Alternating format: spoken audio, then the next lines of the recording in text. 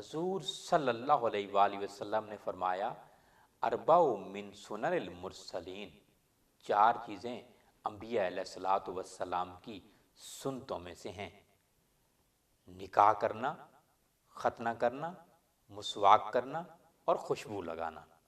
حضور صلی اللہ علیہ وآلہ وسلم نے فرمایا النکاح من سنتی، نکاح کرنا میری سنت ہے اور یقیناً اس میں ثواب بھی ہے۔ حضور صلی اللہ علیہ وآلہ وسلم نے فرمایا فمن راغب عن سنتی فلیس منی، جس نے میری سنت سے اعتراض کیا وہ میرے طریقہ پر نہیں۔ حضور اکرم صلی اللہ علیہ وآلہ وسلم نے فرمایا چار چیزوں کی وجہ سے عورت سے نکاح کیا جاتا ہے: اس کے مال کی وجہ سے، اس کے خاندان کی وجہ سے، اس کی خوبصورتی کی وجہ سے اور اس کے دیندار ہونے کی وجہ سے۔ تمہیں چاہیے کہ عورت کا انتخاب جو ہے دینداری کی بنیاد پر رکھو، دینداری کی بنیاد پر کرو۔ ایک مرتبہ حضور اکرم صلی اللہ علیہ وآلہ وسلم نے حضرت علی رضی اللہ تعالی عنہ سے فرمایا اے علی، تم تین چیزوں پر کبھی تاخیر مت کرو: جب نماز کا وقت ہو جائے، جب جنازہ حاضر ہو جائے اور جب بے نکاحی مرد یا عورت کا موضوع رشتہ مل جائے، اس میں تاخیر مت کرو۔ اسلامی شریعت یہ کہتی ہے کہ نکاح مسجد میں ہونا چاہیے اور نکاح کو نمازیوں کے سامنے عام کیا جائے۔ خطبہ نکاح مستحب ہے، ولیمہ سنت ہے اور حق مہر جو ہے کم سے کم عورت کا ادا ہونا چاہیے۔ نکاح جو ہے دو گواہوں کی موجودگی اور میاں بیوی یعنی دولہا اور دلہن کا ایجاب و قبول۔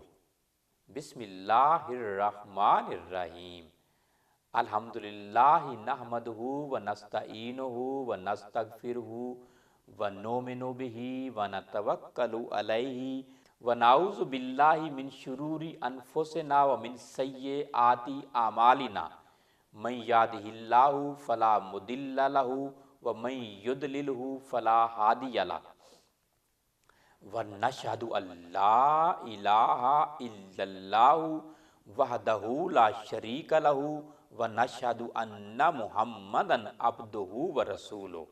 قال اللہ تعالی فی کلامہ المجید یا ایھا الناس اتقوا ربکم الذی خلقکم من نفس واحدۃ وخلق منہا زوجہا وبث منہما رجالا کثیرا ونساء واتقوا اللہ الذی تساءلون بہ والارحام ان اللہ کان علیکم رقیبا۔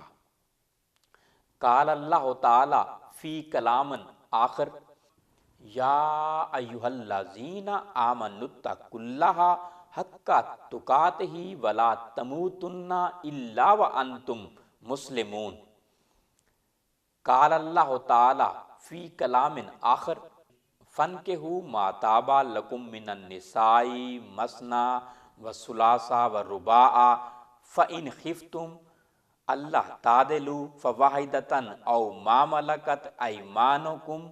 وقال النبی صلی اللہ علیہ وسلم النکاح من سنتی فمن راغب عن سنتی فلیس منی۔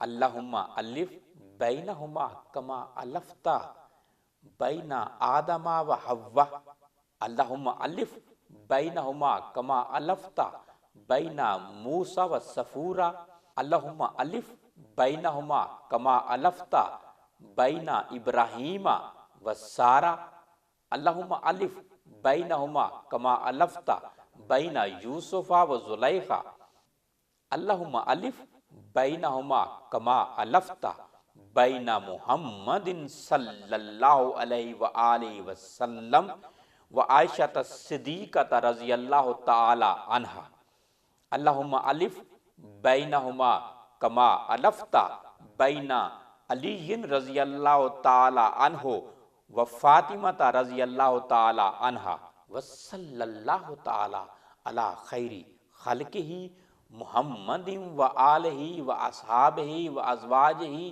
اجمعین برحمتک یا ارحم الراحمین۔